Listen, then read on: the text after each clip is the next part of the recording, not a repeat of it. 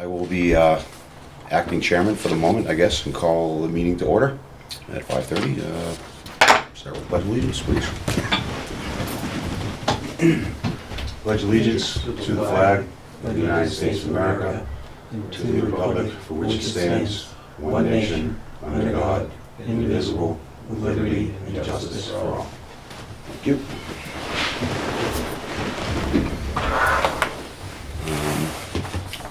We do have a set of minutes, don't we? We do. Do you want to make the motion, Steve? Yeah, I need them, thank you. Make a motion to accept the minutes of the March 15th, 2023 Board of Water and Sewer Commissioners meeting. I'll second that. All in favor? Aye. Aye. Good job. All right. Thank you. Motion passes, thank you. And, okay, superintendent updates, Frank? Thank you, Jim. Got a few things to run through here. We'll start off with some water updates. Well 5A, the newest replacement well, was put online Monday, March 20th. Adding this new source to the existing flows that we had from our also recently new well 6A and the existing well 4, actually nearly doubled the output of the water treatment facility. The change in the additional volume entering the distribution system did actually generate a few phone calls. A few residents noticed a notable change in some chlorine smell in the water, which is the disinfection that we use. Yep. And a couple other ones were actually for discolored water. We responded to each. The hydrants closest to the complaints were flushed, low flow, and actually cleared up rather quickly. Oddly enough, we didn't see the initial calls come in from directly around the treatment facility. It was further out in the distribution system, which leads us to believe there was a change in flow based on the additional pressure and system Okay. changes. So what we believe happened based on the calls that came in, which are Elm Street and Cross area, is that our well 3 actually changed direction. So instead of well 3 leaving Newland Street and taking a right towards Redmore Village and going down 123, the additional pressure coming from the water treatment facility changed the direction of the flow, so that water is now going Newcomb Street and around, making its way to the distribution system. Okay. So, you know, it was a complete flop Yep. in the flow, which again, in the previous years, I mean, would be something that we'd be dealing with forever. You know, thankfully, you know, a handful of hydrants, and it was gone. Nice. So it's great to have the volume that we should have had many years ago, unfortunately, but it's actually like learning a whole new system all over again. So we've made quite a few operational changes at the water treatment facility to address the shorter run times because of the additional flow. And we've come up with basically what we found is a sweet spot for the amount of time that we run each of the wells, so that it balances out with the replacement and regeneration of the filters that are there to remove the iron and manganese. So, you know, we've got it dialed in using some very old numbers, which probably from like 10 years ago, based on similar flow rates. And the system seems to be reacting accordingly as, again, we had hoped and planned, but you never know until you put it online. So right now, the only thing that we ran into was that we actually had a little bit of a hiccup that the two newest wells were actually fighting each other. So they were on the same supply line. Okay. One well's putting out 600 gallons a minute, while the other one is around 400 or 375. So they're fighting for the lead. Right, right. So what we've done is actually put one into basically a manual operation and not using a flow pace, while we leave the other one on flow pace. So it guarantees that we have a start for the water treatment facility by having that continuous run, and that they're not fighting. It's just something you don't want to do. Best to two brand new systems. So, Right. you know, as those wells will clog over time, we can adjust the flow rates accordingly.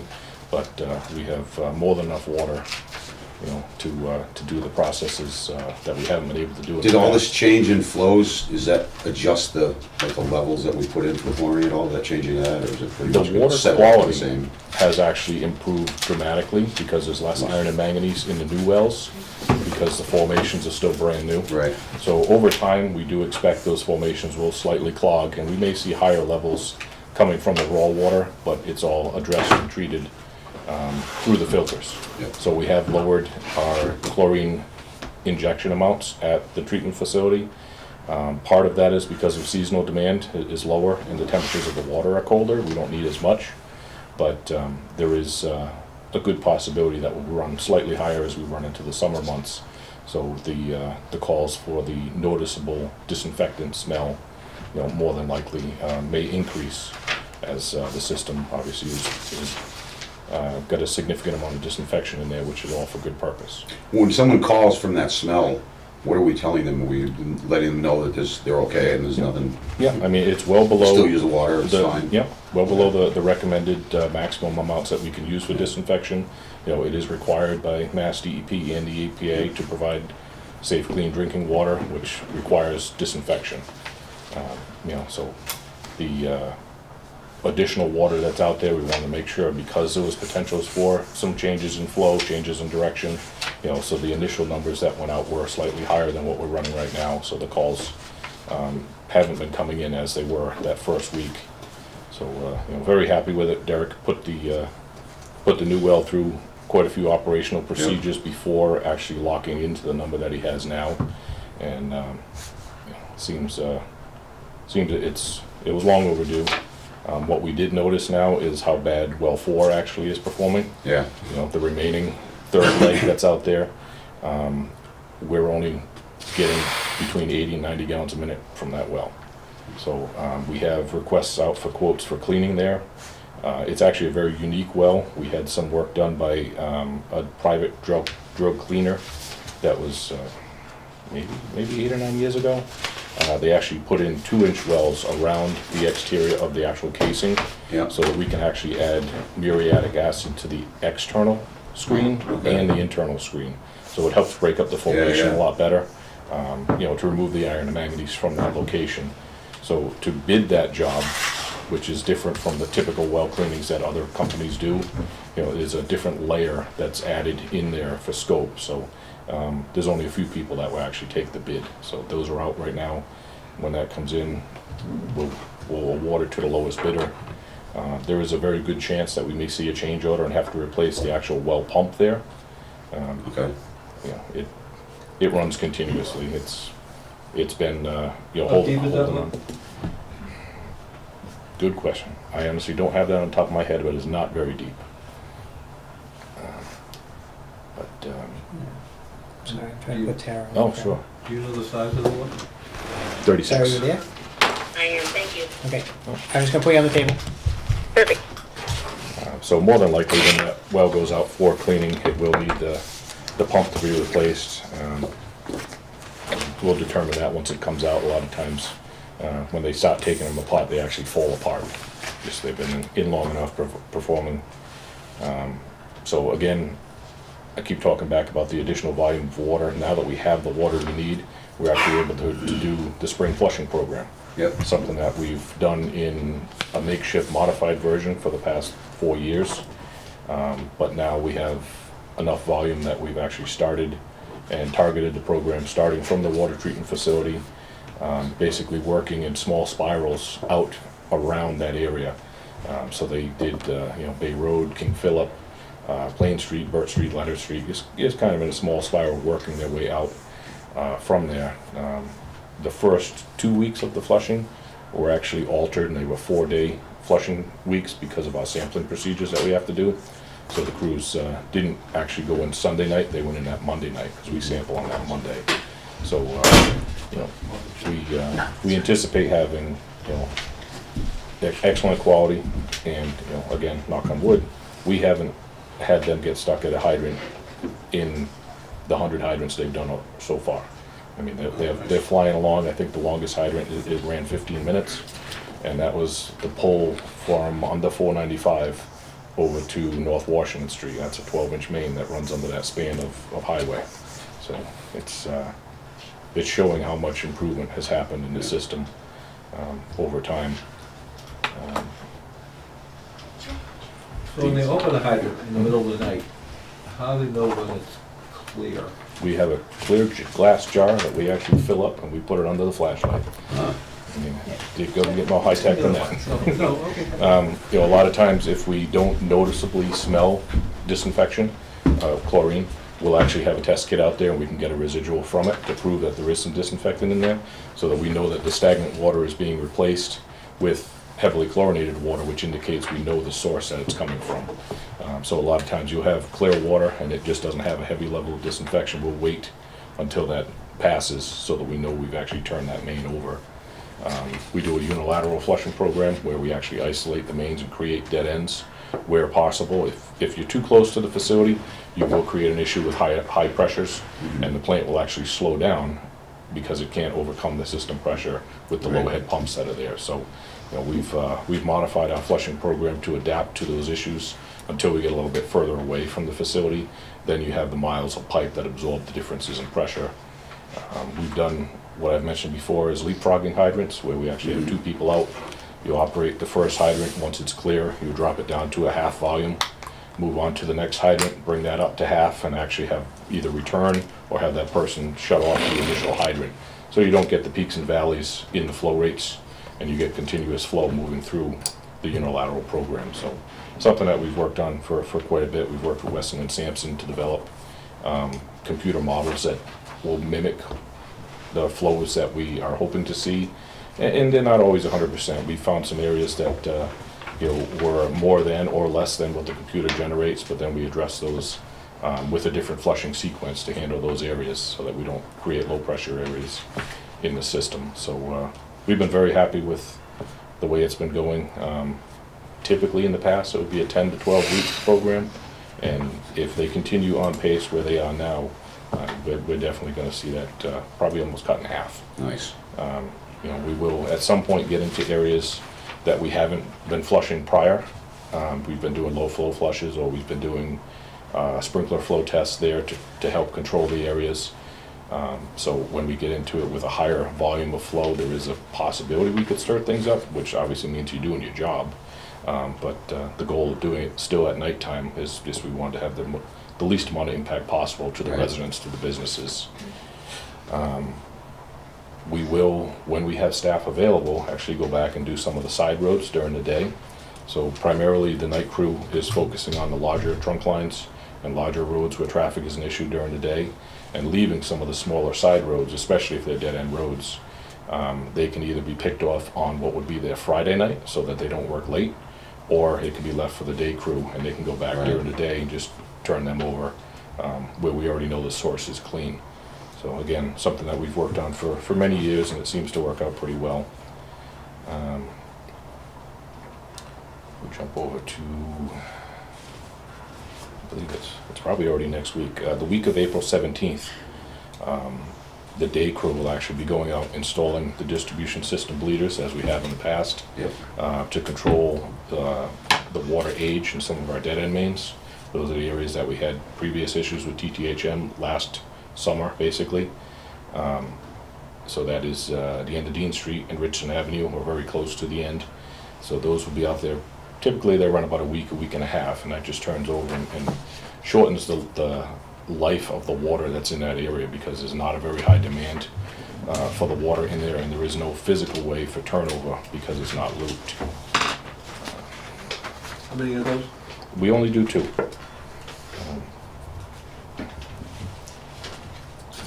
And let's see, I'm doing time. All right. So an issue that we haven't had to deal with until just recently is actually applying for a Mass DOT road opening permit. Road opening? Mm-hmm. So any state roads, even if they're in town, you still have to go through it's called the SHAPS program. It's not a very user-friendly program, but basically you have to ask permission from Mass DOT to open up their road, follow their guidelines for road repairs, and it includes everything from what they prefer to see, an engineered set of plans showing the amount of work that you're going to do, the scope of work, the delineation of the work that you're going to do has to be based off of the mile marker locations or the state road boundaries that are there, which I couldn't tell you what one looks like. So, Are there any in Norton? there are. They tell us that they're there. We found 1 or 2. Some of them were actually damaged, but the amount of work that's required just to get applications to move through the design phase is extremely significant. So we're not an engineer. We obviously have engineers on board that we could ask, but we're looking to actually replace one water service that is an old iron pipe The original service was installed in parallel to an existing service because that's what they did back then. Yeah. So that's not what we do now. So to correct it, we have to go physically dig in front of this person's house, provide them with a brand new water service and curb stop so that they can replace their side of the water service, which is actually failing. Okay. So it's been almost a year that it took us to get this permit. Wow. Part of it from not knowing how to use the system, part of it from getting different answers from a handful of different people at Mass DOT. But we are approved as of April 15th, the roads would open to do this. The problem here is that others would also want to have the same work done. And I can tell you right now, you may have seen the bill already there. We've asked the highway department to make up the required road signs just for this scenario. So you have to follow the Mass DOT handbook when you're redirecting traffic. Right, So of course. they want a Mass DOT approved traffic management plan submitted to them for review and then to approve it. That tells you the layout of each sign that you need, the distance between the signs, the amount of cones that you need, and if and where you have to redirect traffic, again, all based on the Mass DOT state layout. We're already spent $2,000 on having signs made for this one water service. That's probably gonna take us 4 or 5 hours to do. And that's one scenario out of a book that's over And an inch everything thick. you said has to happen for every person that, We deal with this, every stupid project in the town. It's state. It's ridiculous. We just can't afford so much to needlessly pass. wasted money Yeah. to I mean, I'm make all for something safety. happen. I All about understand. safety though. Yeah, I understand the safety, but I mean, we're not working in the highway. You know, it's a state road, it's a low speed I would zone. think they would be different. This but- applies obviously only on 123 and 140. Correct. So there's some unique challenges that come along with that. Obviously, the cost to have each and every sign made, that's gonna be appropriate for that. You know, typically, if we were to install a water service, anything that we would have above and beyond the actual materials cost is passed off to the resident or Right. the property owner. You know, there's no way you can physically do a job in a state road and try and pass not just the signage cost alone for that particular job, but the roadwork repair. So they require flowable fill, and they require, it's a special type of pavement because of the amount of traffic that's in the area. You know, so we have there's requirements when you cannot work. You can only work 9 to 3 during the day, Yeah. which creates a huge problem with the amount of time it takes to do a job. Can't work Fridays before a long weekend. You can't work, you know, when there's a concert going on. There's a multitude of restrictions, you know, and they expect the road to be basically professionally paved, which again, we, even as the water department and the separate highway department, don't have the equipment necessary. They require milling of the trench, either side, 1.5 feet back, when you're gonna do your final course of pavement. And they expect all of that to be done within that short window of time. You can't have steel plates left in the road, which Right, I right. understand. But they're basically excluding the town from being able to do work in a state road in the own town. There's no. That's way what it you sounds can- like. They're making it so difficult for the town to be able to do it Yeah, at all. so, you know, in the future, as requests come in, which I'm sure they will, all work on the state roads is gonna be deferred to private companies. You know, if a contractor's looking to build a piece of property and has to have a water service or a fire sprinkler installed, you know, we're gonna put it off on them to do it. We'll help them apply for the Mass DOT permit, because we have to sign off as the utility authorizing them access to tie in.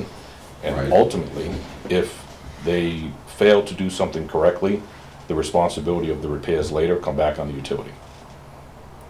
Even though we didn't actually physically do anything. Yeah. So there's, So the inspection better be pretty good then. you know, but, yeah, after finding about how involved this is just for doing the type of regular maintenance work, you know, to replace 1 or 2 services or something, you know, it's unfortunate that this happened. Obviously, it was done many, many years ago, but they're basically pricing us out of the opportunity to do work on the state roads in town. Where you have like a larger company that comes in, where they may have signs or actually just rent signs from a professional company, But the biggest hangup on our side is, you know, being able to have those signs, hold those signs secure, and have it done the right way. So I'm sure this will be something that comes up in the near future, but I just want to make sure you guys are aware. One of the bills that you see is pushing $2,000 just for road signs Okay. for this one job. So it's unfortunate that. And how many, where specifically is this exactly? This is number 10 Mansfield Ave. Number So 10 right next to the Mansfield Old Town Ave. Library, Okay, yeah, near the very Norton close. Common area. So So basically that whole stretch down, going towards Great Woods, we're gonna have to run into that for stretch every- was actually all replaced, but this water service was replaced in its existing location. Okay. So the house was vacant for a very long time. There was no stub left. So obviously it was an error on a previous superintendent or previous contractor's part. Yeah, Instead of putting a stub in for a property that had a dwelling, they physically connected to the existing stub, which worked, but now has started to fail. They save money. Just kick it down the road type deal. So Yeah. it's unfortunate, but you know, it would make sense to me, which is probably why it doesn't happen, that there'd be different requirements based on the location, based on the speed zone, you know, in the state road. But there's going to be more road signs out there than vehicles. It's going to affect the area between the Common and 10 Mansfield Ave with, you know, it's going to impede foot traffic just because of the amount of signs that are there. It's going to impede visibility, taking the turn. So, yep. you know, we'll do everything we can by the book and get in and get that done. Let's see. I still got a few minutes. I sent you guys a copy of an email pretty late in the day, discussion about a high bill abatement for 21 Juniper Road. So this was the site of a massive water leak that went unnoticed for almost 5 or 6 months based on the location of the There's a home. letter from Jay. You know, the pipes had been left to freeze. The water continued to flow through the meter. The home was leaking basically through the foundation into the ground. It's basically 1 or 2 streets away from the reservoir. So this went on for quite some time before the neighbors actually started to do some spring cleaning and noticed that there was a puddle behind their house. And we were notified and shut the water off. So there's been discussion back and forth with the landowner's attorney and town council. The landowner's attorney has requested an abatement of the sewer charges because obviously the water, or the majority of the water, didn't make it into the municipal sewer system. It, you know, unfortunately destroyed the home, exited the home, and flooded the properties that were there for a long period of time. Typically in the past, if it was known to be obvious that water didn't enter the sewer system, that portion of the bill would be abated because it is a portion of the water bill that generates the sewer bill.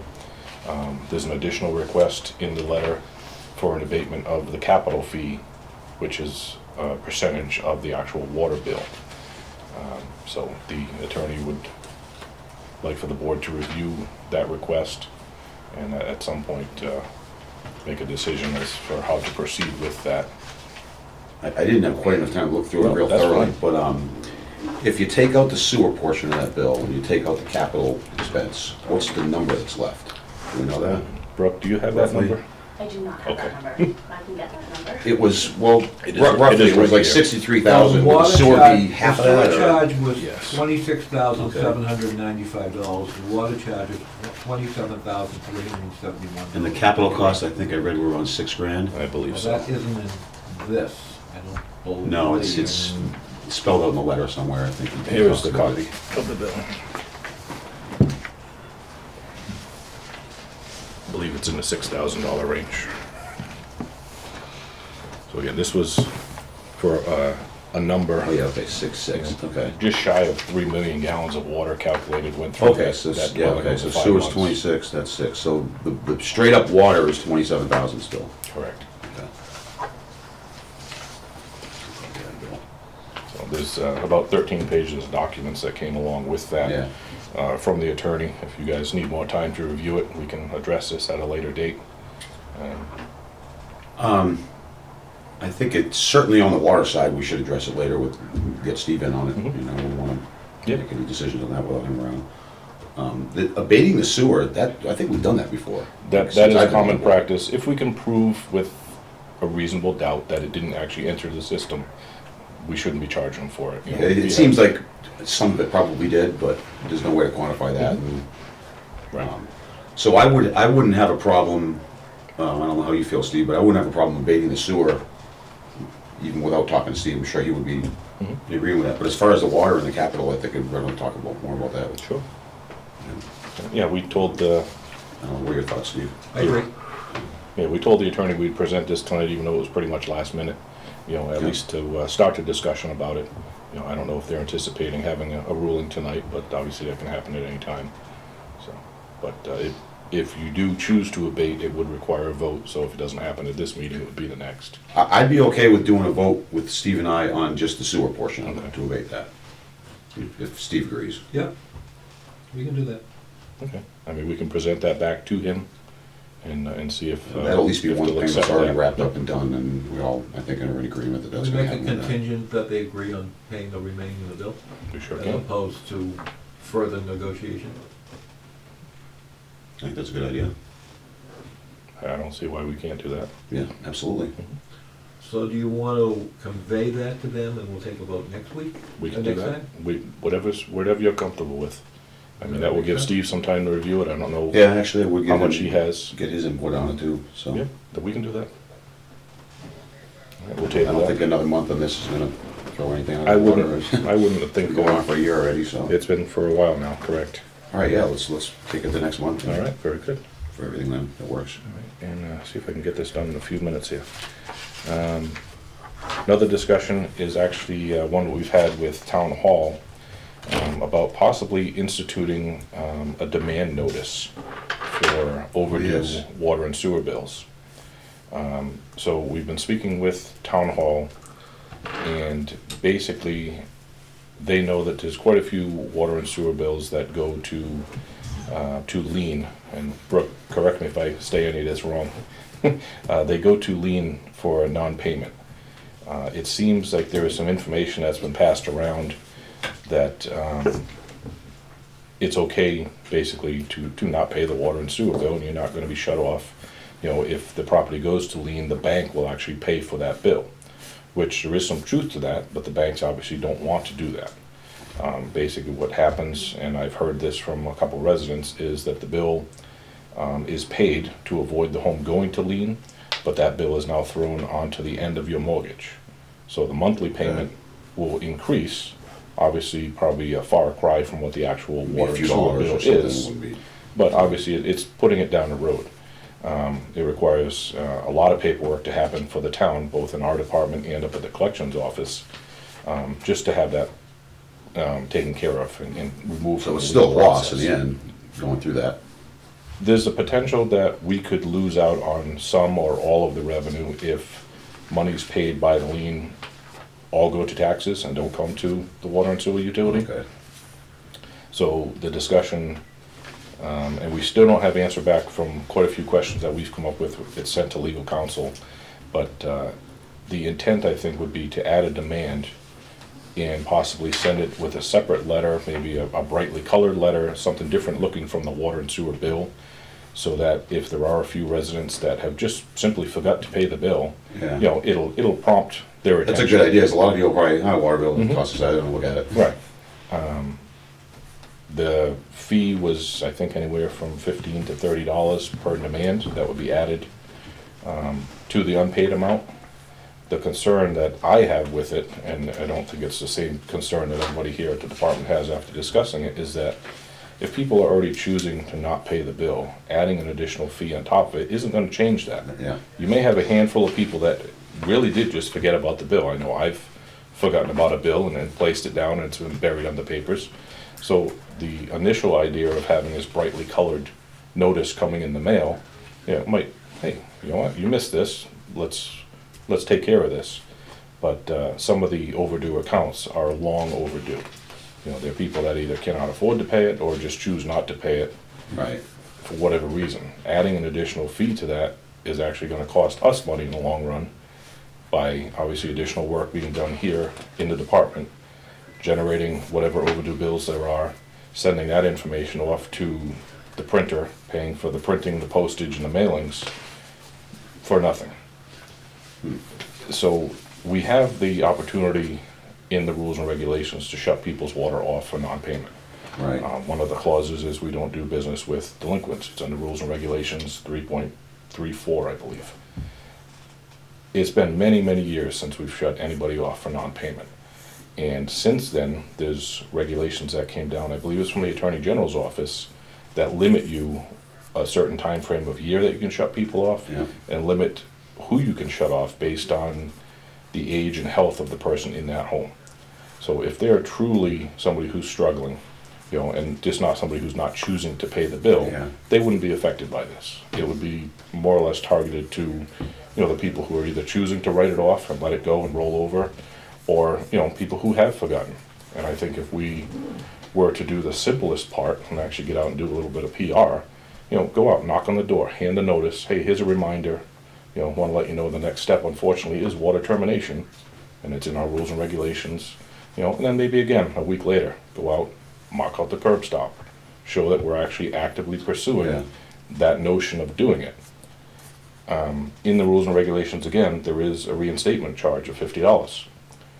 If we actually had to go out and shut somebody off for non-payment, they would have to bring their bill to current, plus pay the reinstatement fee, Reinstatement fee.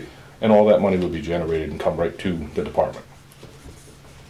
I think there's still the possibility that we'd see additional money being paid to the tax collector if properties still go to lien, because there's additional work they have to do on their end. But we're already paying for that in a portion of their services through the interfund numbers. So How long is it usually in delinquent wise before it goes to lien like that? It's, I believe So it's it's, the previous fiscal year. So anything Oh, that's okay. not paid for the previous year goes to lien in December. So it could be one quarter, it could be 4 quarters. it Exactly. depends. Okay. which is another concern. That's the other Yeah, question, that's- is how that's kind many of interesting. delinquent bills there are? I was, Take a wild guess. you know, I was wrong with that number that I told Oh, you. I was okay. looking at a different number. So Okay, so I don't know the answer. do we have that number, Brooke? So I sent around 200 to liens last year. So I don't know, what's the total number of We bills? sent around 5,800 bills, so it's About not 200. that much. Mm. But it does affect the revenue flow to the department. Yeah. You know, again, a few of these people are one-time people. They slip by, didn't Are recognize most it. of them residential, or do we have commercial There are both. services also? There's a mixture. There's both. And that's another misconception that we've heard from a few people, is that more of the commercial people are rolling it over and somehow writing it off on taxes. I'm not an accountant, I don't know how that happens. I think they could probably get away with it until they're audited, but we're told by others that it's technically not legal to do. So way above my pay grade. So just something that's coming up for discussion. Like I said, we have questions that are off to legal counsel Yep. and to the town manager for a little bit of clarification on this. So the whole debate about taxes, I'm sure you're aware of this, before you were in an enterprise fund, you raised money through town meeting to run the water department. So everything is expensive that way. And essentially, everybody was paying taxes to pay for the water and sewer services. As soon as you go to the enterprise account, it's not written on you can't write it off the water bill. Oh, okay. That's why people still have that name. That's the best explanation Okay. I've heard so far. Okay, that makes Just to sense. make a long story No, short. that's awesome, yeah, Yeah, that actually makes a lot of sense. that's good. So, yeah, somehow that misconception is still out there. Maybe, like you said, it's been Right, going well, on for a The old timers while. only know that they used to write it off on their taxes. Not really write it off their taxes, they didn't have a water and sewer bill, so to speak. Right, it was taxes. Right. Okay, that makes a lot of sense. So, I mean, maybe the demand would prompt a little bit of education if they actually read it, and if we had something on there. I just don't know, you know, what we could fit on a demand notice, and if it's honestly worth spending the money to do it. So When it goes to lien from the previous fiscal year, there's really no way to change that to make it a rolling, like, average or something, because No. that's really goofy. You hit the first day of the fiscal year, someone could be late, you know, by less than a month, and Well, you have until December. So the new year starts July 1st. Okay. You still have kind of a leeway. okay. But it is strange, you could have one quarter bill be Yeah. late, and you'd still be hit with that, so I mean, it's strange on many Yeah, aspects. meanwhile, someone could be almost a year late and not have it happen. Yes. So I asked the question when I heard this earlier, is this, you know, how many cities and towns in Massachusetts do this? So this is not like we're inventing the wheel here. Right. This is normally done. We just haven't done it. So we should be We probably should be then. doing it. That was the other discussion, is that we should, once everything's hashed out, we don't know still if this requires town meeting vote or anything like that, legal's looking into that. If this is decided to move forward, what's the next step? If we give demands and we still see no response, you know, do we want to push forward with shut-off notices and actually following through with shutting people off? If they meet that qualification where, you know, they're not ineligible to be shut off during a certain period of time. I think you're gonna reach a level of delinquency where we kinda have to do that. Right. I mean, Right. And, you know, we can't target businesses and not target residents, we have to do all or none. Yeah, I think it's there, it's a water customer is a water customer, and from the department's point of view, it has to be. Right. Well, if you're not gonna shut my water off, why would I pay the bill? Yeah, exactly. Like I said, we haven't had to, thankfully, knock on wood, in quite a few years, but you know, we're not opposed, I think, to looking at that as an option. Basically, it's enforcement of the rules and regulations. I never thought of not paying my water bill. No. Never even had. We thought of not paying any of my bills. Right, right, yeah. Parents and people do. They're probably not talking about us. Yeah. But I mean, again, if there's a hardship there, you know, Oh, we obviously, understand. Yeah. the board Absolutely. would entertain options for payment plans, things like that, you know, to avoid shutting people off. That's not the goal. We wanna work with people. But, you And know, there are, seems to be quite a few residents in Norton that would fall under hardship. I believe so. like that. But you can't let that bleed into the people that aren't in hardship and, you Yep. know, use that just because. Yeah, okay. This was just leading into that discussion. There's still a little bit more behind the scenes that needs to be done to clarify that, but I think it's a good start. And the last thing, I think, which you guys actually be happy about, seeing as you're running out of ink right now, we've been told that the board could choose to alter the way it currently reviews each invoice and bill, which right now is actually, like you guys are doing, flipping Yeah. through the bills, reviewing each one, and initialing it. So since the bills have already been reviewed by myself or by John and have the supporting backup to show, you know, that it was a required purchase, you know, we have the invoice and the packing slip to show that we actually received it. We're told that the board could choose to vote to actually sign the bill schedule and not sign and initial each and every bill. So just that first page for each group. It still lists all the same information, it still lists the totals that are on there. If there was a particular bill, you know, that had a very high dollar amount, obviously you guys Yep, would still have yeah, copies of sure. the bill for review, you know, to answer any questions. I believe, as far as I can remember, this has been done for as long as I've been here, 23 years. And it was basically to show in great detail where the monies were going to be paid out to Yeah. each commissioner.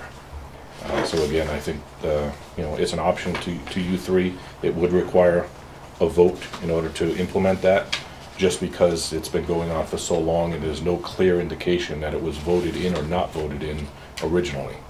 So it was requested if the change is going to happen, it would be done with a vote.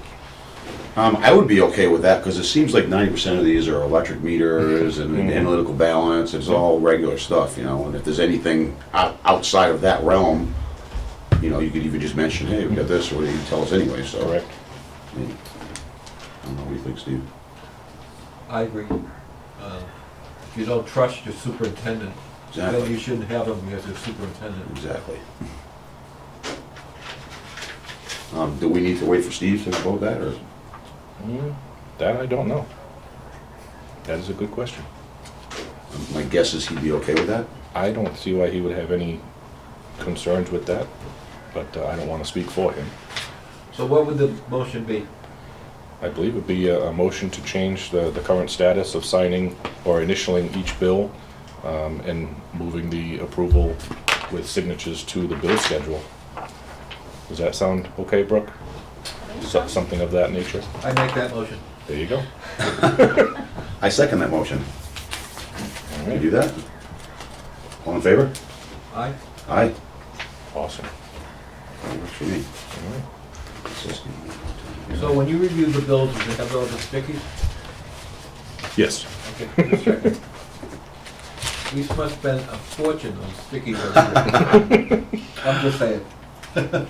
No, it's easier to have them there so that something doesn't get missed and have to chase it down I before. think there's one bit is missed, but Yeah. that's it.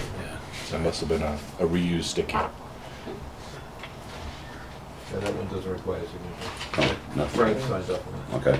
Actually, I believe there might be 3 signatures on that one. That was why that was put in. Second that. page. Did they give you permission to sign off on that? That is what I thought, at the bottom. Yeah, there are There's multiple 3 places signatures. for signatures. That's why that was put in there, because there was a question about that.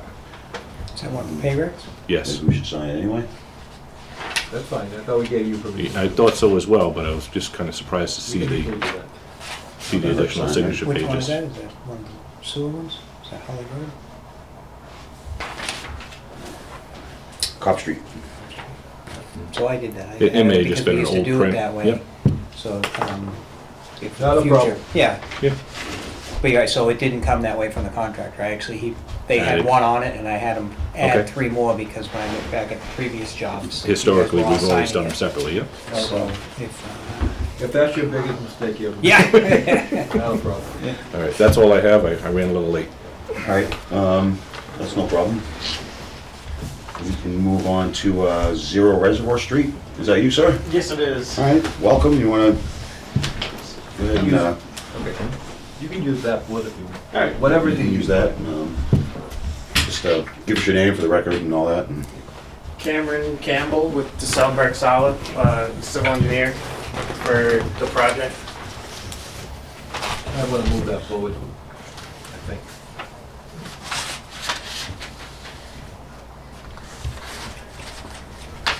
Great, thank you. You can see that, can't you? So this is just the existing conditions plan. It's a vacant lot on Reservoir Street. I believe you guys have seen it before, right? Yeah. And the client is planning on subdividing just, there's an R60 lot and a village commercial. The original plan was to subdivide everything. He's now just backing onto the R60 and subdividing it. It's gonna be 15 single-family lots. There's 2 lots that have the possibility of being 2 families because they're big enough. It's a 50-foot wide roadway. There's gonna be 26 feet of pavement. This is the house layout on the grading. It's kind of just grading for the road and then working your way out. Which lots are the ones that could potentially be larger? So this one Okay, and this one. okay. Are there provisions for an extension to that other piece of property for future? Yep, there's, we are planning to put a stub in Yeah. for the water. And then the sewer is gonna be a forced sewer, so there's talk about running the sewer and jacking it under the wetland to be able to use this property as well. Okay. That's the Mansfield That's meant for that Road, right right? there. Okay, Yep. yep, Mansfield Ave, sorry. Yep. So that's just a utility plan, you can't really read that one.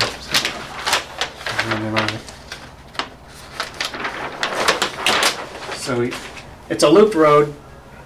This is one of the entrances. It's an 8-inch water line we have going around and it loops all the way around and taps twice with 3 gate valves.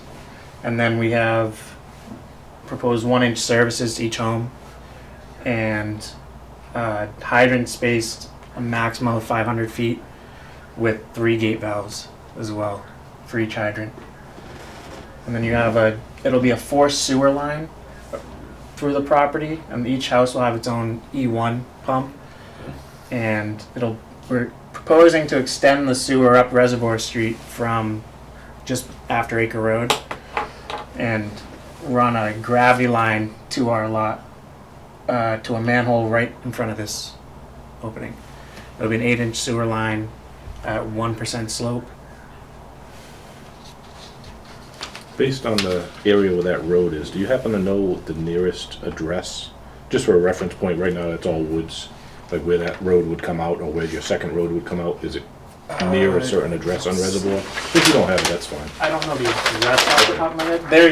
There's signs out there right now on Reservoir if you Okay. drive by it. There's a when they tried to rezone this, Mhm. so they had to put signs up. There's a sign on that corner and a sign on pretty much on the two lot corners. Okay. So you What's can. the sign say? One of them's not there; it's just a white blank board, and the other one's just the cover sheet to our project, and Oh, it's okay. proposed town rezoning. Okay. So Probably yeah, doesn't have it doesn't have the addresses. address Okay. on. Just So Elm Street is coming in over on the right side. Elm right? Street's Yeah. about 1,000 feet down Okay. this way. And that's where you'd have to run the sewer to tap into. Yeah. So have you designed that? We have a rough design. I have a profile I can show you. I remember there was a concern if the Cobb Street station would be. No, have the capacity, wasn't Rumford it? Road Station. Or Rumford Road, was it Yeah, Rumford but- Road? But where they've decreased the amount of homes, the capacity goes way down. Okay, The size is appropriate in the street to handle that flow and much more. You know, so we could add this to it without any major upgrades to our system. So it's 15 single-family homes. If you assume 4 bedrooms for each one, it's 6,600 gallons per day. This is just a hydrant location plan. Yep.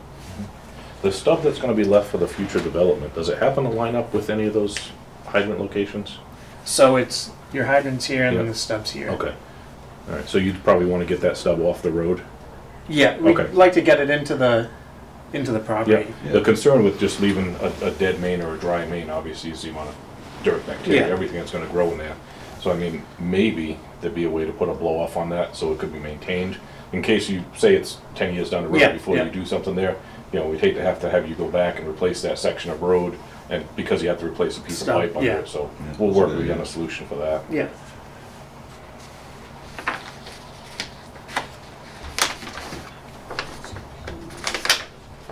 So here's the sewer profile. We don't have the services, or if there are many water services coming on the reservoir. We don't have those on it yet. There's a couple of sections where it has to cross the water back over here, which we proposing to sleeve it. That's fine.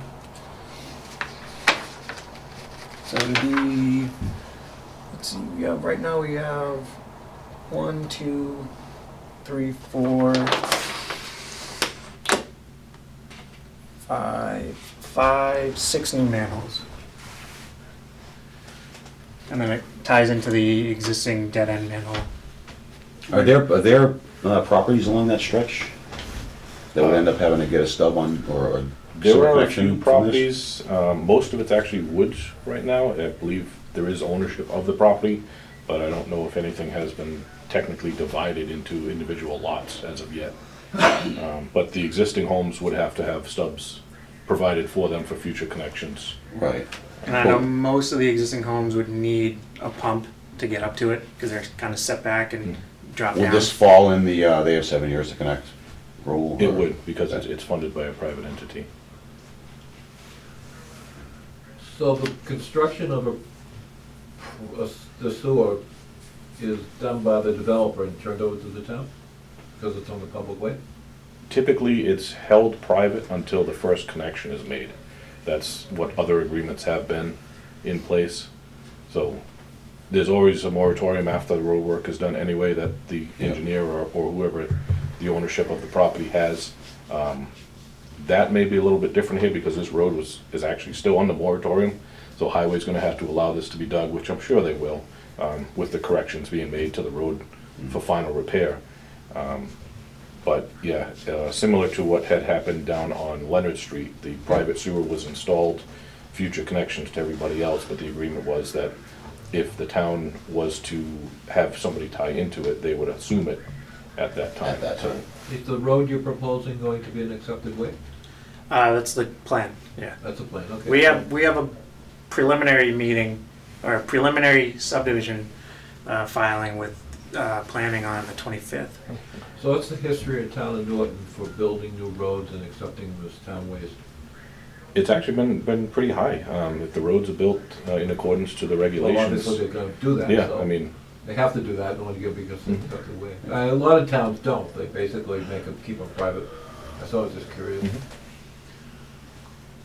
So, so the the answer to the question is once someone on that road connects to the public way, it won't be an accepted road when it's built.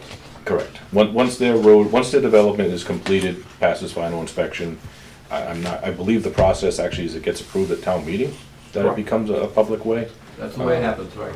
But Right. we would obviously be far ahead of that with already going, doing a walkthrough, making sure we got on everything, and everything was up to standard for us in order for that to be presented at town meeting. So they need permission from the highway department in order to build on Elm Street? No, order to do work on Reservoir, because there's a moratorium in right, place, Yeah. because the water main was replaced not that many years ago there. But there was, unfortunately, at the time, nobody really interested in those properties, so it would have worked out great to have it all done at the same time. So, so the approval for the sewer line is ours, but the build on the road is the highway department? Correct. Okay. And where are you on that?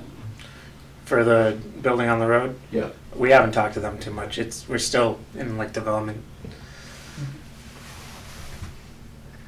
So what do you need from us tonight? Just looking to get the subdivision all approved. And I know the sewer still has a little bit of design work based on showing the stubs for each of the properties and stuff.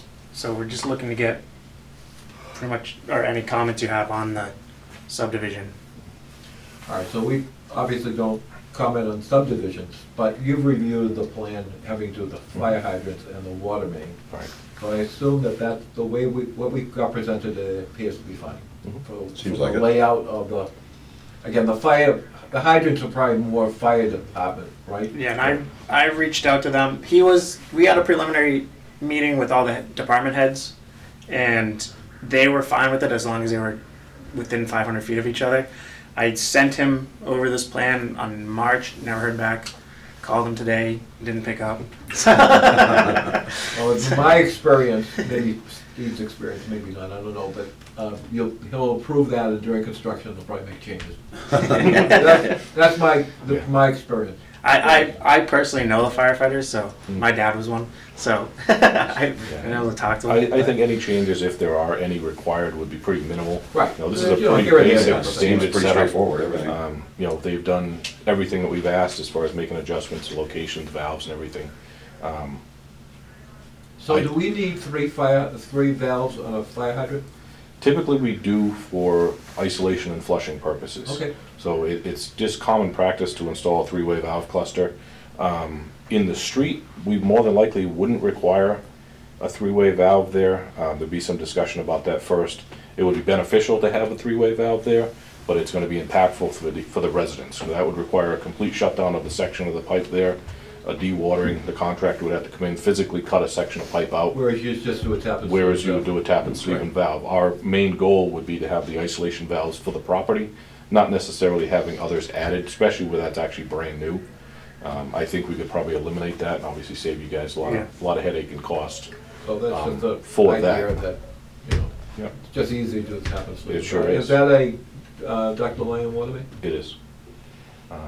So it should be relatively straightforward. Mhm. would be my Seems guess. like it. I mean, the water portion of it is very straightforward. I don't know if you wanted to have a chance to review the 1% grade Yeah, from A to B. it would be worth us taking a look at it. Okay. It should be I mean, I don't quick think- review. That's gonna take that much time. I mean, No. we could approve the plans contingent to successful review on the sewer. I mean, I don't wanna approve one and not the other, you know, it'll hold them up. So just So we talk about approve the sewer. water contingent on sewer plans. So on sewer connections, it's been my experience that you look at property lines abutting the property, and that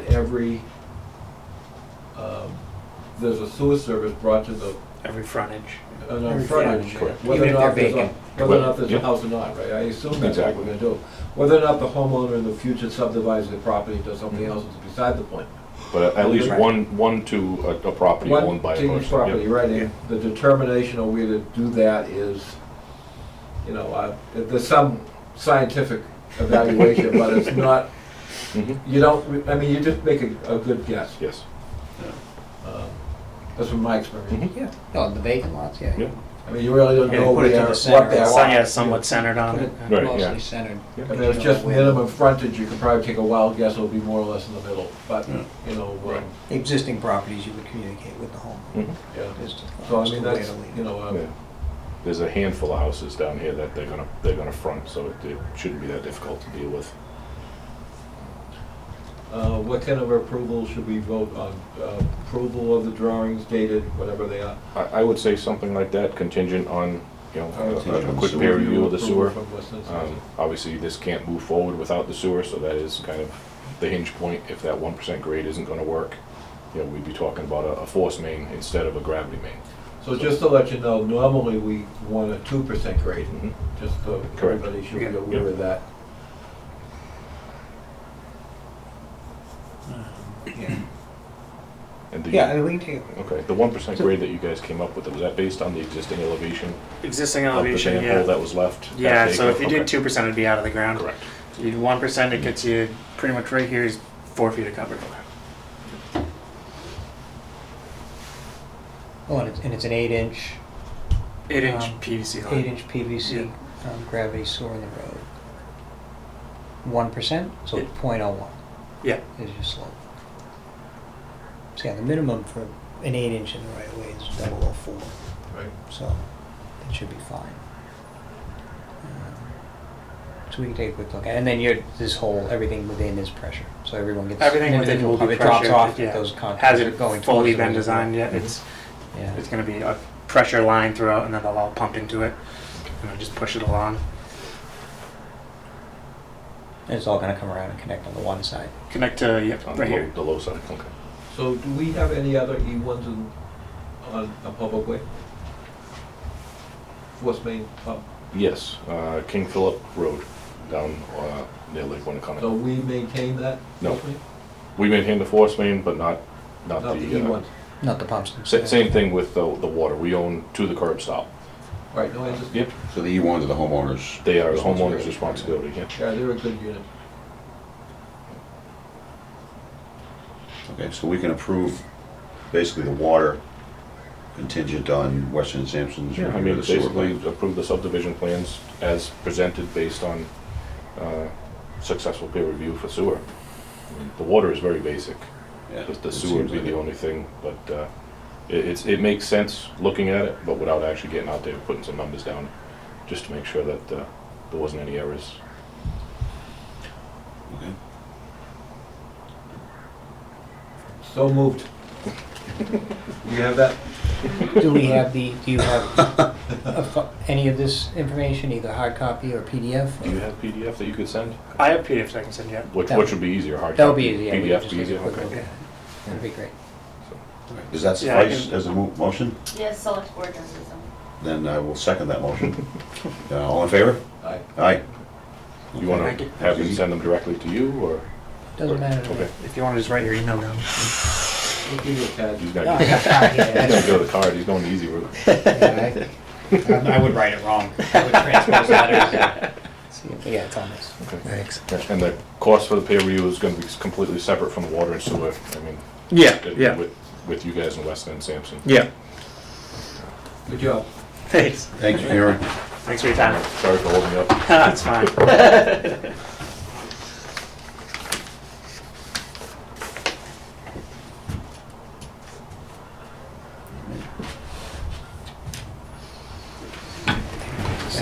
Thanks.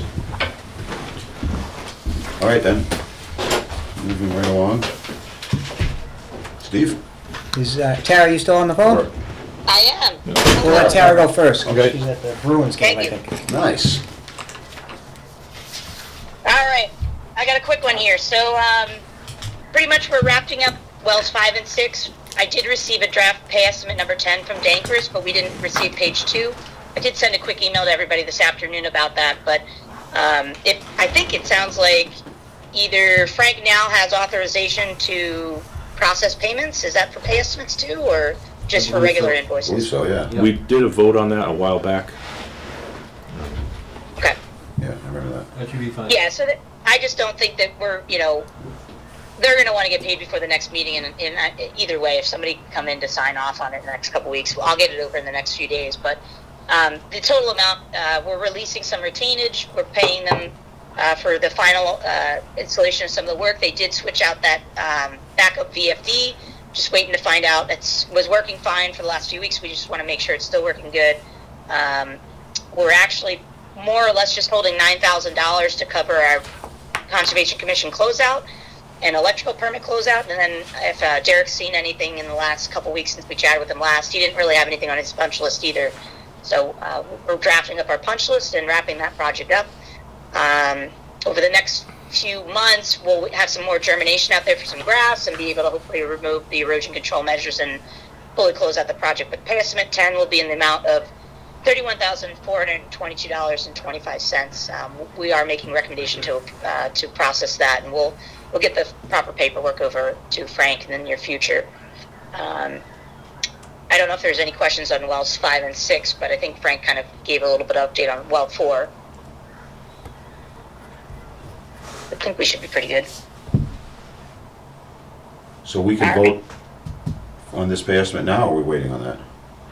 I don't have the second page. It is, it's not going to change anything on the cover page, but I just, it's not a complete pay estimate, so it shouldn't really go to town hall without that second page. It just shows everything moving from the columns to show, total completed stored to date is 100%. And we just usually have that second page itemizing the individual breakdown of the lump sum, but there's If no you have- reason, there's no reason why we can't approve it. no, there's no reason. So I make a motion to approve payment number 10 for wells 5 and 6 replacement project for $31,422.25. I will second that motion. All in favor? Aye. Aye. All right. Great, thank you. Motion passes. Thank you. As an update, and I didn't hear the first couple minutes. I appreciate Steve for calling me on his cell so I could hear. The under the general engineering contract, we did help and assist with preparation of the animal statistical report, which went in the 31st at the end of March. Assisted a little bit with the confident estimating municipal usage and some of that work. So that's all wrapped up. The water department did the majority of the heavy lifting this year with minimal assistance on our end. So I think next year you guys are probably going to be pretty good to go to do it again on your own. We'll give it another shot. Yeah, we're always here, Frank, to support. So no worries. If you get too busy, we love crunching numbers. So. We did get a little bit of bad news today. The Auchincloss FY24 funding application that we put in several weeks ago, we were not selected as one of the top projects to go forward. It was a long shot, but we all made the decision to kind of make an effort and hopefully get some free funding again. But that was for the tank replacement as well as mixers in all the tanks, and then some additional water main work from the treatment plant on Plain Street. So it was a pretty big project. I think it was a little over $4 million or so that we put in for. But it was a stretch, and we were hoping. But we can talk about segmenting that project up in the future over the next few years, as drafted in the master plan.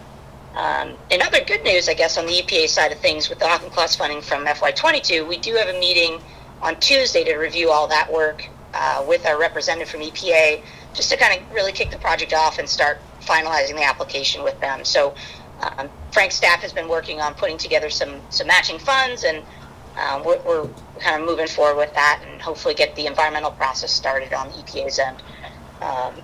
So we'll have a little bit better update in May at our next meeting. And then South Worcester Street, my design team, we met with Frank and his team, I guess it's been a couple weeks now, and great information from the historical knowledge from all the water department. We actually were able to take some ties to additional valves that were found since the survey was completed and since the water main draft plans were put together. So we've got a couple more valves on East Hodges, which makes a little bit more sense, and we're just revising everything based on that new information. We are also planning to submit our MBTA railroad access permit in the next few weeks. We are going to basically put a structural liner clean in line underneath that railroad track section, and then instead of doing the pipe jacking, which would be a lot more expensive and not really necessary for the pipe size in that location. So For the most part, we also did find on East Hodges we don't need to extend the water main as far. So all good news on that. This is actually going to be funded under the town's ARPA funding through the county. So the good news is that if in case prices have increased over the next, when we go out to bid finally, there should be plenty of money to cover the project now that we know that we don't have to go all the way to the end on East Hodges. So some positive news, and we're just working on finalizing the design and getting our permit applications in. We're also started to provide a draft notice of intent for conservation.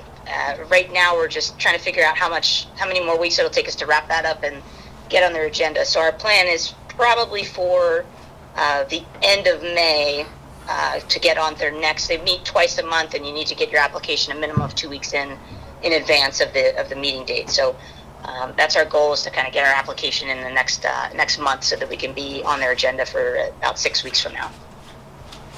And that's kind of it on my updates. If anybody has any questions. How long is the water main in Worcester Street?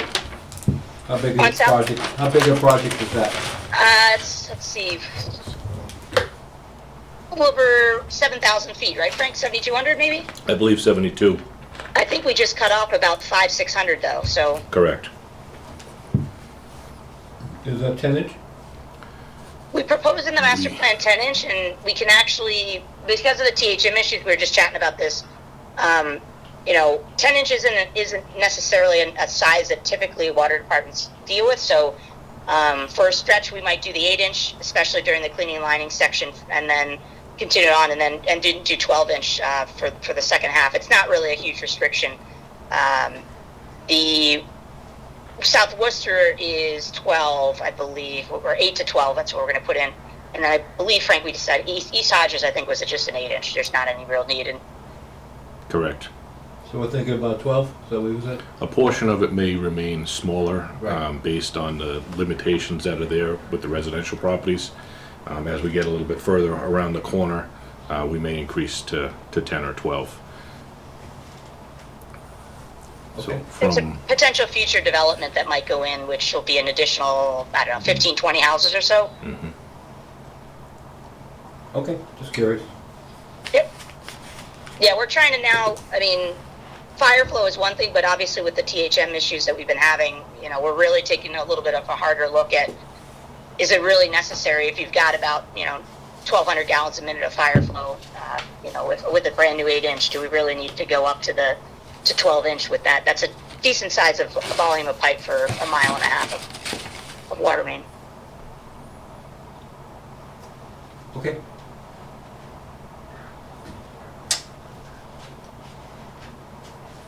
All right. I think they're good. I think we're good. All right, great. All right, thank you, No Tara. problem. Tara, you want to stay on the call, or are you? No, I'm going to get on the tee and go to the Bruins game. Get out. Go for it. Have Get out fun. of here. All right. See ya. Talk See to you you later. later. Thanks. Bye. Bye.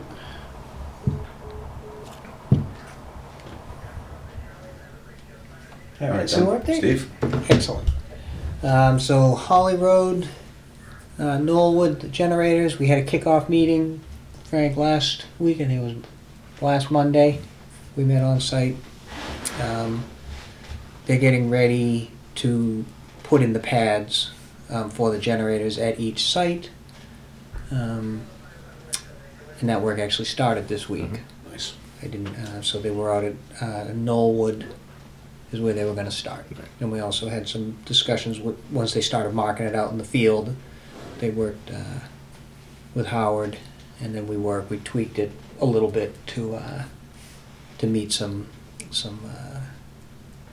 issues, or some concerns that Howard had. So nothing major, but it was good. We were able to, it was good that they came out, marked everything out, and then when he saw it on the ground, we talked through. So basically just moving it, and it'll be less of an impediment to him maintaining the wet well at the station where we're putting it. As far as the generators themselves, at this point, it's they're expecting November to have the generators and be able to put them in November. That's the current delivery schedule. That's none of our cars, do you think? I know it's not mine. It's mine. Hmm? I don't think it's mine. Sadly. That's what they all sound like. I don't know what my car sounds like, so I don't know. I don't think I have an alarm. Yours is silent because it's electric. I know.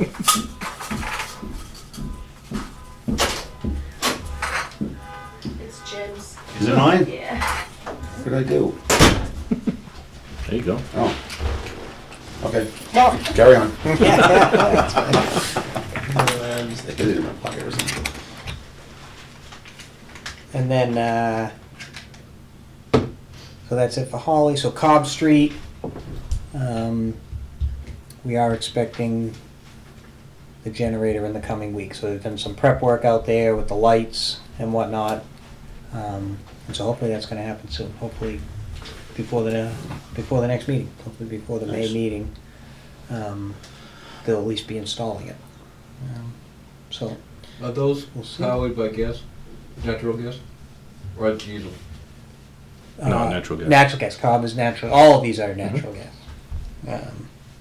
But yeah, so Cobb Street. Actually, on the Holly Road, we've finally got some movement Oh, did from we? the gas company.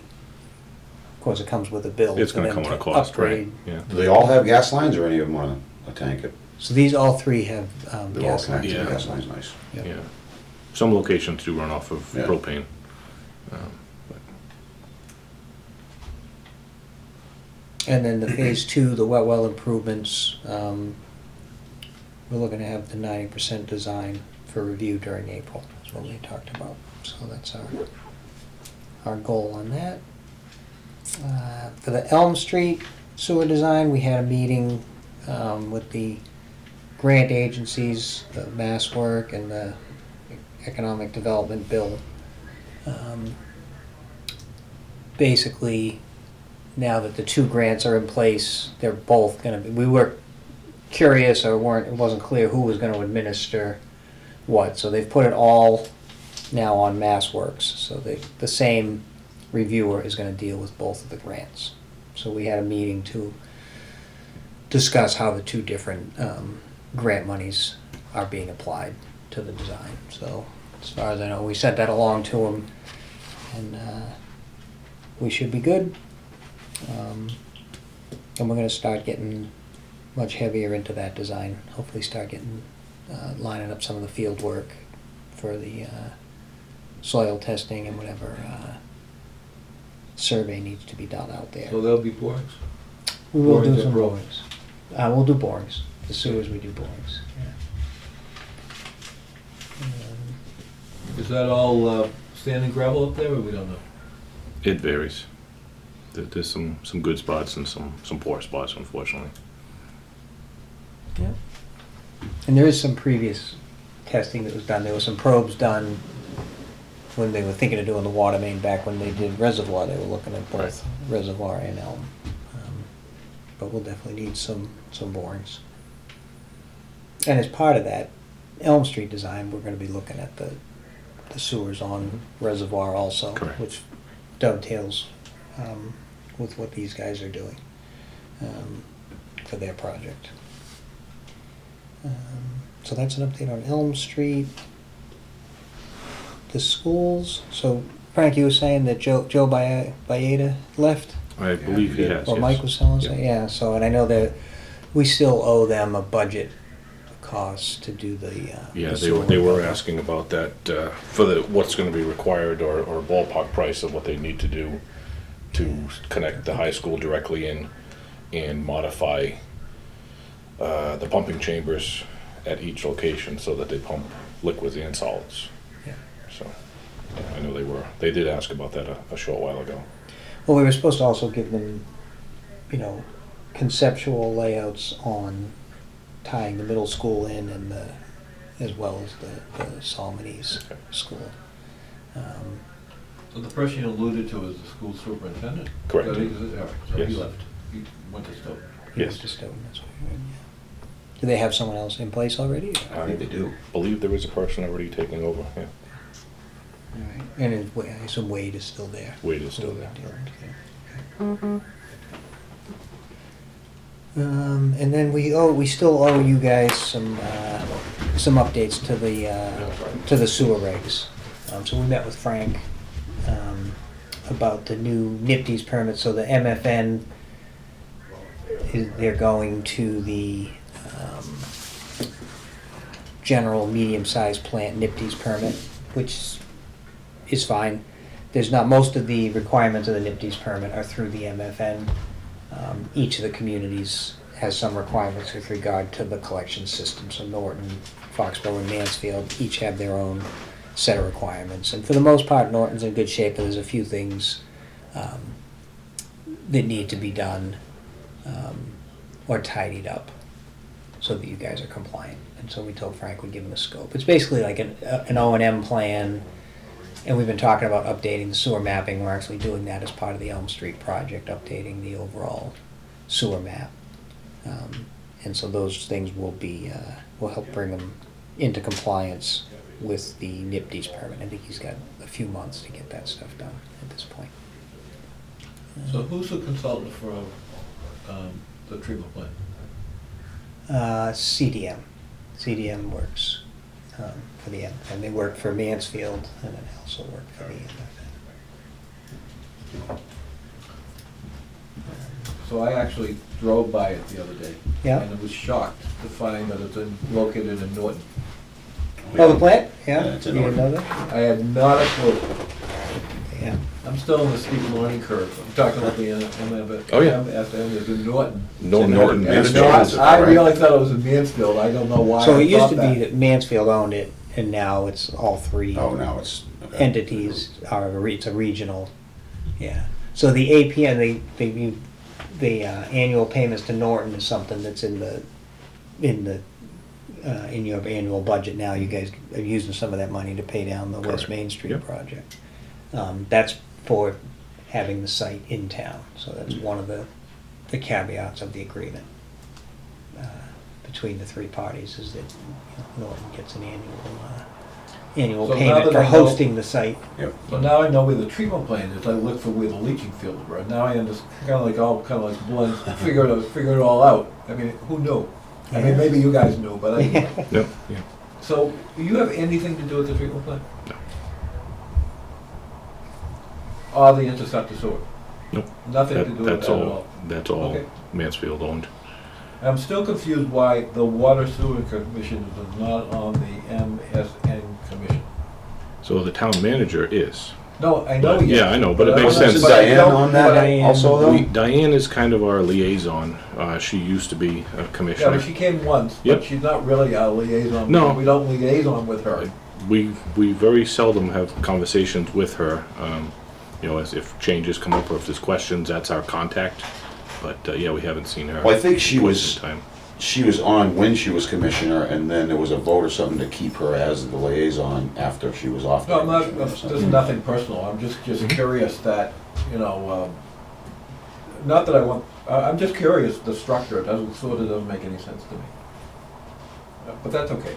As I said, I just learned where the treatment Yeah, plant was. well, so- I'm sure they would welcome you at a meeting if you so choose to attend. Well, I'm not so sure what the commissioners actually do, to tell you the truth. Okay. I'm not sure what their role and responsibilities are. I wish I had the answer for you. It seems like it's nothing. We don't have any authority or say With over that, anything But to I'm do with saying, that, it's right? kind of like I mean, Diane may represent us, but again, Right, I know right. she reports to the town manager, and that's fine because it's money. But from the sewer commissioner's point Yeah. of view, we're No, kind of like powerless. It's a little strange.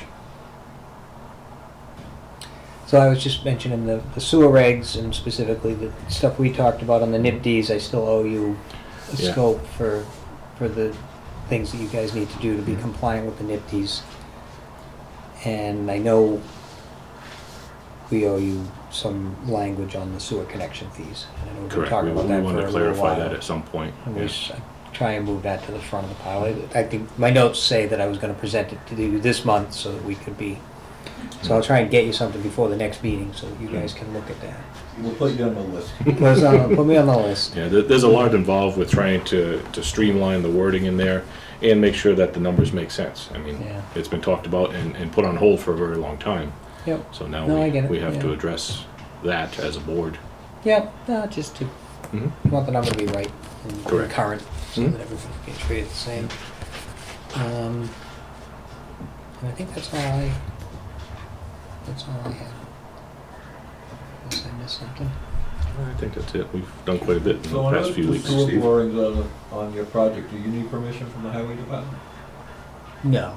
I will notify them, we gotta get them marked out. No, if there's a moratorium on the road, so we won't do, You probably should run it by them. That- oh, we the won't do portion it of- without talking Yeah, to the them. portion of I Elm. mean, yeah. sometimes they require you to do them off, not where the sewer line is proposed, but Yeah. in the, Yeah. on the edge of the road.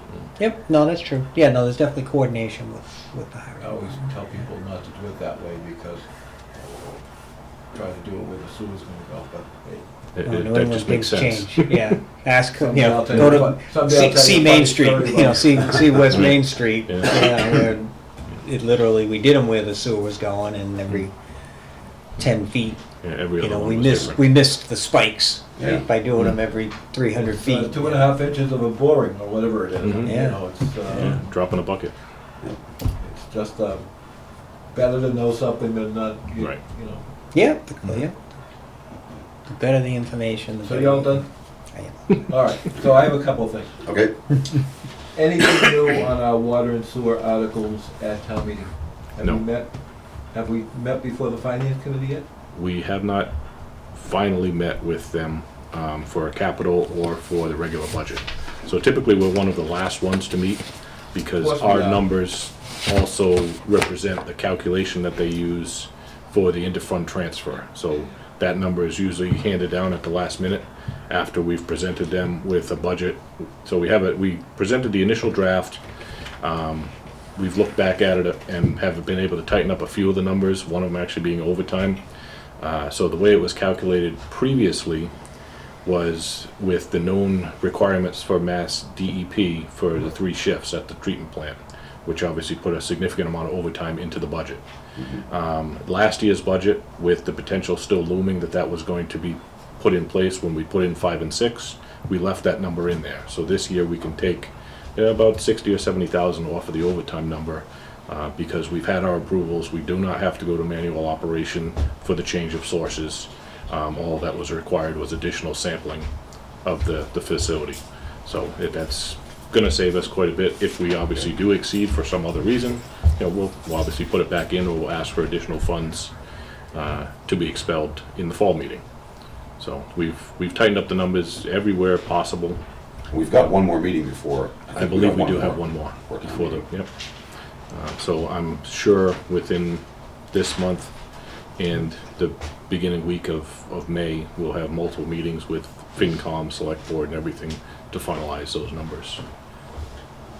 So, you know there's an election at the end of April? Okay? It's 29th, like the I think. best kept secrets in the town. No, I'm serious. I mean, Okay. it just seems, I've talked to the town clerk, and because I'm voting tomorrow, because we're gonna be out of town during that time, but, I don't know, but, I mean, there's been very little about the whole election anywhere, but Mhm. more importantly, on the ballot is the formation of the DPW. Yeah, there's a ballot question. There's been, as far as I know, there's been no conversation about it. No, I haven't heard. I haven't anything. heard anything I don't know how about it anybody could vote on it without any when there's information, no information out there. Other than the 100 people that were at town meeting unfortunately. Yeah. last year. That's correct. That's why I'm bringing this up, Mhm. so, I don't know what to tell you. Just thought I'd tell you, throw it out there, that's all. Mhm. Well, I don't think we want to make any kind of,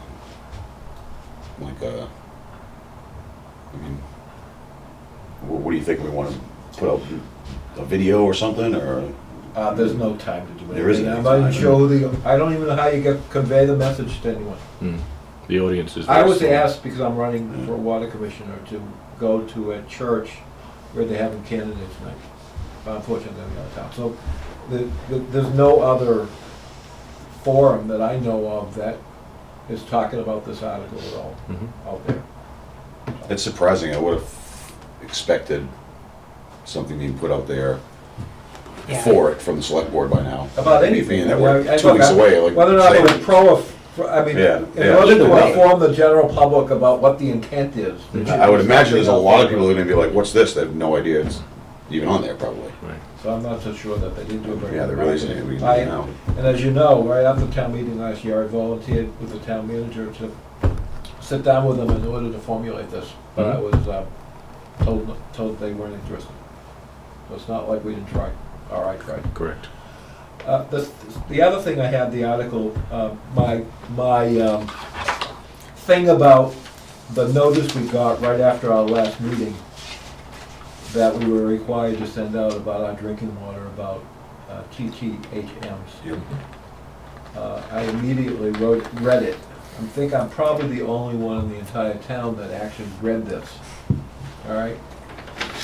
I know it's probably an improvement from the last one, but I thought it was just downright awful. They use the word locational, which I'm not so sure that even a word, but it might be. And they use this abbreviation called the Water Disinfection Byproduct, acronym DBP. Now, I don't know about you, it's not my favorite acronym that I've ever used. I'm not even sure what a water disinfection byproduct is, and I only have 3 engineering degrees. So, but that's beside the point. I suggested, and I was just, I'm not so sure what I was doing, but I did write all of you, I don't know, Steve, you weren't included in this, I don't think. The fact that, I know we are required to send this out, but to me, this is totally meaningless to anybody who the only thing they see is, oh, we got another notice from the water department. That's basically the end of this thing. And again, if anybody attempted to read this to figure out what was being done is, again, everybody I spoke at Red Mill Village anyways, when I explained to them, because they've asked me, what does this mean in English? And I showed them what I wrote for my little blurb. Oh, that was like, oh, well that okay, now I get it. And I don't know if you can send, I know you're telling me we have to send this out, and we don't want to add any expense to our mailing.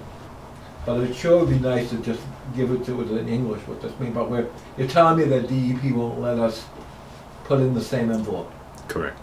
We can't cannot- change the wording, we can't add extra stuff to it, right? We get about 1 or 2 lines to have our description added to that, Yeah, and that's if in there. possible. That's in there. It Uh, basically says exactly what you said. It's, Yep. And that's a special the sample request. for the most 2 recent quarters were below 80 parts per million. Mhm. However, whatever. That's your line because you put in bold, I think. But again, it's I mean, well, all I've said is, you know, fellow Norton residents, you know, I explain how complex our water system is, but we meet we're highly scrutinized, we meet the standards. And how we missed the level of 4 parts, we missed it by 4 parts per billion. By the way, I'm trying to write an article. I'm not so sure what I'm gonna do with this water article. I'm not sure, I might publish it somewhere, but I haven't figured it out yet. Trying to explain about what a part per billion is and a part per trillion is. It's almost unexplainable. Because back in the olden days, we barely knew what a part per million was. Yeah. I mean, most of our regulations were tied to parts per million, PPMs, only yeah. until recently. I mean, Yeah. think about it. Yeah. To portray what a part per billion is, a part per trillion is, it's like contemplating the stars and the galaxies, to tell you the truth, in outer space. It's almost as complicated. Mhm. So I basically try to write an article which is kind of keep it simple, stupid type of thing. And when people read this, they completely understand Of course. what we're up against and what we're dealing with. But it'd be nice to have something like that, and, you know, again, I don't know who to publish it to, because there's really no, I know John likes to do this stuff, but, as I said, it's just my 2 cents, take it or whatever. it's I worth. mean, we I needed to do something, I just couldn't sit there Yeah. and accept that, so. I mean, I've questioned our representatives at Mass DEP when similar notices had to be sent out for possible simple word changes, just to make things a little bit easier to understand. And the answer has always been no, this is the template, it's approved by Boston DEP, it cannot be altered.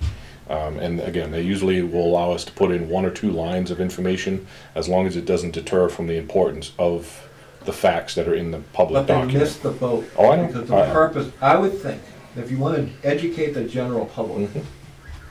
Is simplify it. is keep it as simple as Yeah. possible, just using lay language Mhm. as opposed to the technical Yeah.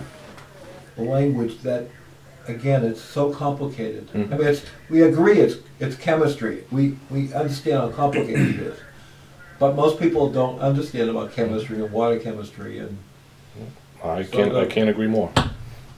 But we have asked similar things in the past about sending out an informational packet. They do not want it going along with it, because again, it's gonna deter from the importance of the document. We have asked about doing a general statement or discussion, and it was the same result.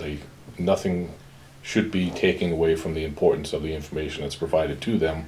They always defer back to the links that they provide in the article and want people to self-educate themselves. yeah, well, But it doesn't, we Sorry. all know that doesn't happen, if you make an app out of it, maybe, Right. maybe, right?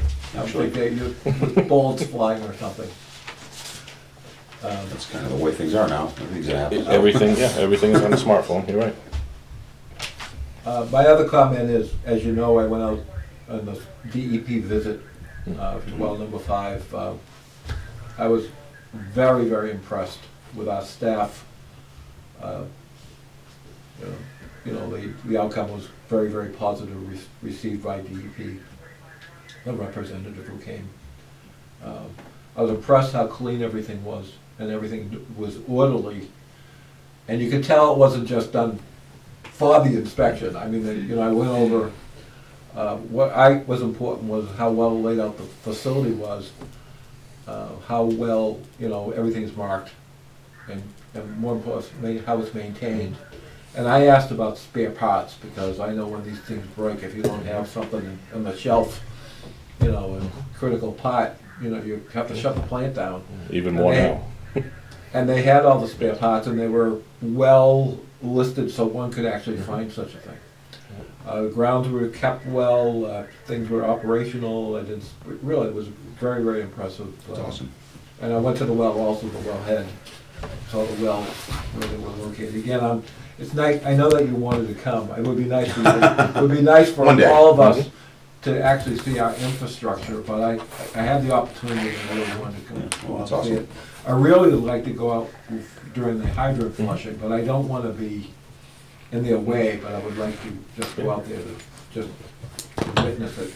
I was actually gonna mention to you tonight where they actually are, but they are actually on hold because Norton Fire is actually out working a fire right now off of Birch Street. Oh, really? So that was a call I had to step out Well, for. with Okay. the brush So- fire situation, I'm not Yeah, surprised. yeah, so- It's a pretty dangerous What are they gonna situation. So they will remain on site. If anything needs to be done, they can address calls and stuff Yeah, later. tonight But doesn't work, unfortunately. we will get you, It's In- not, in the mix. I don't want to hold anybody No, up. If I'm no, no. available, I'll be more than happy to. sure. The other thing is, you mentioned about curb stops. Do we have a good handle on where curb stops, if we're gonna be shutting people's curb stops off, not that we are, Mhm. do you have a good handle of where they are? Do you have tie cards for We have- everything? A good quantity of tie cards for some of the newer sections. So thankfully, over the years, within the areas that we've replaced water mains and our portion of the water service, we have updates. But there are still some older sections of town that it is almost impossible to find a curb location. So in the fall, typically we go out when everybody's grass has already started to die, and we'll try and locate a few of the areas that we have known to be problematic. Unfortunately, a lot of those areas that were built on farmland and had refill material brought back in. So you'll find everything but the metallic curb stop that you're looking for. So going out in the spring has been heavily frowned upon. Obviously, in the summer, people don't want us out there on their lawns, so we found Yeah. typically late fall, early winter, as things typically start to slow down, we'll start targeting areas, and people are less upset that we're digging in their lawn at that time of year Right. to try and locate Well, that. they'll so. appreciate it if they have a water break and. Oh, yes, they will. Shut off. Yeah. Yep. For Red Mill Village, what do you have for information? We have tie cards on Red Mill Village. Unfortunately, Red Mill Village was reconstructed from the original plans, so there are water shutoffs that are in other people's patios with the white picket fences around them that Oh, we've I run know. into. So we do have tie cards. Unfortunately, sometimes it is a problem getting access to the shutoffs because of the way that it was reconfigured after. So they installed the infrastructure and then changed the development of the houses to try and fit one or two Yeah, more well, homes in. Right. Yeah, I have the But- design plans in the as-built, Yeah. and they don't So quite line up. we do have locations on that. We've had quite a few calls down there for ones that were damaged, either when it was Right, constructed no, or when and the you guys patios have came done, in. So, Again, so we do our best to update those very cards. cooperative, even before I was water commissioner, you guys, had nothing to do with me, so Mhm. you guys did a very good job. Yeah. It And we're benefits gonna- everybody. And we're doing a few more patio enclosures, and we're probably gonna find a few Yeah. more, which are exactly what you described. We're doing 6 of them this year, so. Nice. One of my goals is, again, different hat, as a commissioner, as a trustee, is we're trying to locate those. So the event that we have, the town for has a sure. problem, we can actually, be able to shut off. Because I was trying to explain to people that if there's a problem in your individual unit and we don't have a curb stop, we're gonna be shutting off valves in the street Mhm. and 20 people are gonna be Yeah. They may not understand that, but they'll understand it when the valve is shut off. When they and you're lose on the water, for a correct. day, or Exactly. whatever it takes. Yeah. So as you may not know, because I've worked with the town to do this, we actually have a contractor on standby in the event that we have a water or sewer problem in our complex. That would need, obviously, to get permitting and to do stuff, but ready to go to actually have some hands-on. Nice. We were proactive on getting somebody on board in order to, it basically came out of the sewer main break that happened a year or so ago, which fortunately for Red Mill Village, it was a town-owned infrastructure, but it could easily have been Red Mill Village. Oh, for sure. Mm. So we're prepared to do that. That's all I have.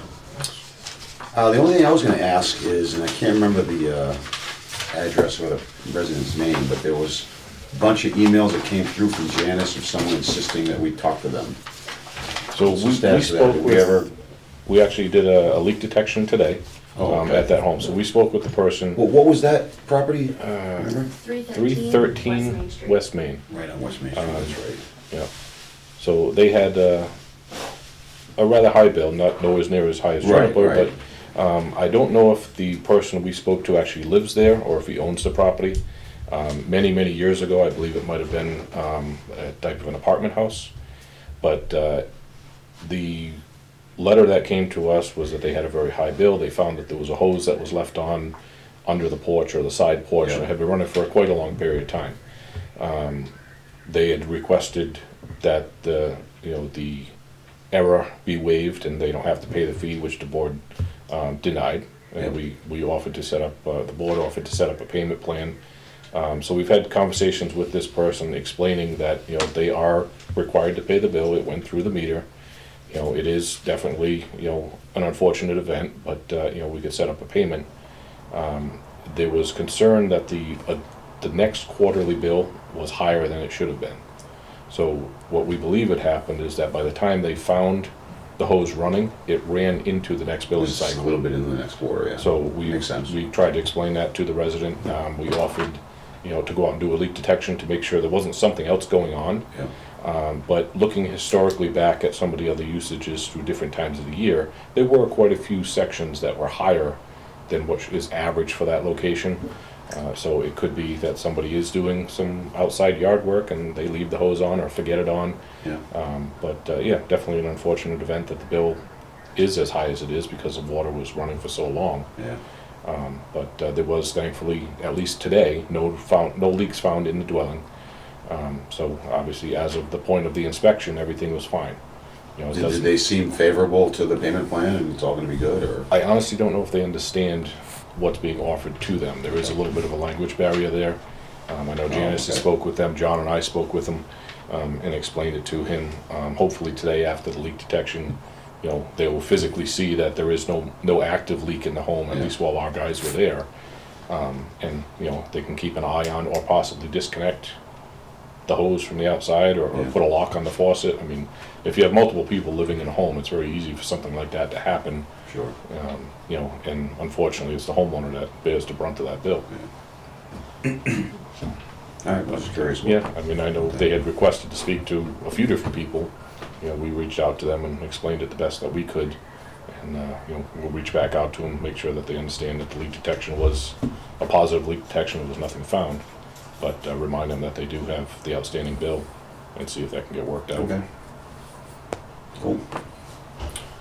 That's all I have. I want to say next month would be the 9th, as it's April right now. Is that, someone check me on the date? Yep, I think you're May right. 9th and June 14th. Is what Okay, was so- decided last month. Sure seems like this year's going by real fast already.